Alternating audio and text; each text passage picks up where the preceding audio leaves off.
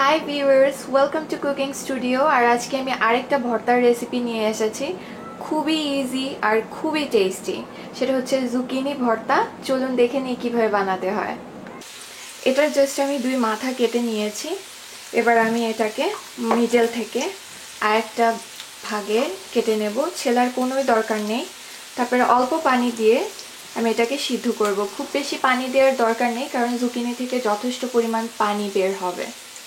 এবার খুব সামান্য তেলে পেঁয়াজ কুচি আর কাঁচামরিচ ভেজে নেব। কাঁচামরিচগুলো অবশ্যই ফেলে দিবেন, না হয় এটা ছিটে উঠতে পারে। আমি লবণ দিয়ে কাঁচামরিচ আর পেঁয়াজটাকে সুন্দর করে ডলে নিব।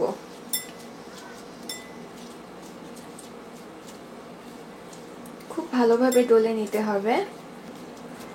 জুকিনি অ্যাড করব। এটা দিয়ে ভালো করে স্ম্যাশ করে নেব।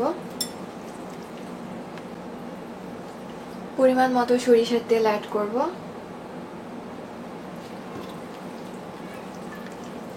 ব্যাস, হয়ে গেল আপনার জুকিনি ভর্তা। মজাদার স্পাইসি জুকিনি ভর্তা রেডি হয়ে গেছে। আপনারা এটা করে খাবেন, দেখবেন যে খুবই মজা লাগবে গরম ভাতের সাথে। থ্যাংক ইউ এতক্ষণ সাথে থাকার জন্য।